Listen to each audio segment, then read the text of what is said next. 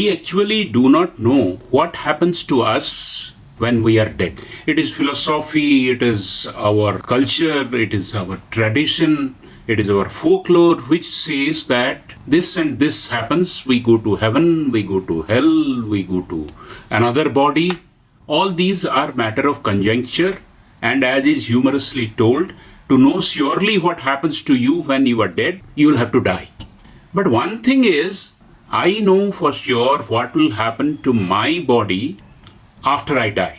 As per my tradition, as per my religion, a particular way in which my body will be disposed of. There are some very peculiar methods in which human dead body is buried, disposed, or cremated. The first documented thing, as per Encyclopedia Britannica, of a very unorthodox disposal of dead body is the Tibetan way, which is called a sky burial. The value of sending their loved ones towards heaven is accomplished when bodies are left outside, often cut into different pieces. Because it is considered that the soul itself is trapped at different parts of the body, so it must be cut, and when it is left outside, for the birds and animals to devour different parts of the body, then it serves the dual purpose of eliminating the empty vessel, which is the body, and embracing the circle of life, because your body is disposed to feed others. The second particular thing that comes to my mind is called Famadihana. Famadihana, if translated into English, is dancing with the dead. This is followed in the Madagascar region, and the Malagasy people, who are inhabitants of Madagascar, every few years they go to the tomb of the dead, take out the dead body in whatever shape it is, they rewrap them in fresh burial clothes, and every time that it gets the fresh wrapping, they do a fresh dance near the tomb with music playing all around. And this ritual, turning of the bones, as if they are turning the soil for the new tree to get up, it speeds up the decomposition of the body and pushes the spirit upwards. That is the belief. The third peculiar thing which is followed in many culture is known as the water burial, or in Hindi it is called the Jal Samadhi. In many of the Nordic countries, which include Sweden, Finland, Norway, Iceland, etc.,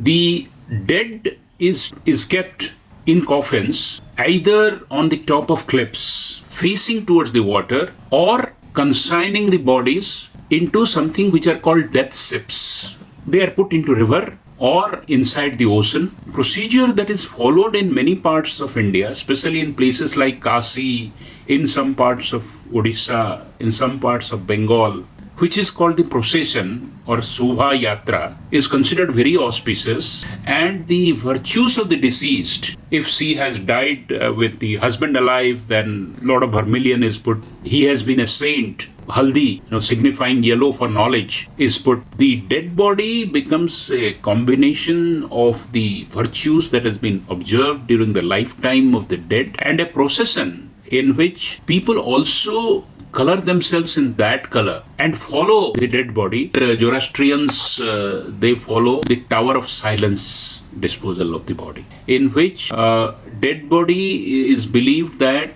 it has been defiled. Whatever comes in contact with that defiled body becomes highly contaminated. They raise the corpse to the sky for the vultures to devour it, and they use bull's urine. It is believed to have a lot of antiseptic and cleansing properties to clean the body. Tools which are used to cleanse the body are destroyed. Corpse is placed on a big tower, which is always called the Tower of Silence. Nobody can see it. It could be eaten by the vultures. Another tradition that is observed in South Korea, the body is cremated. After the body is burned, unlike in India where it is consigned to a river or to the ocean, the ashes are collected and converted into beads, and they are coated into shining ash beads, and they are placed in vessels and jars kept inside the home. As a decorative thing, the urn is made out of glass, remains forever.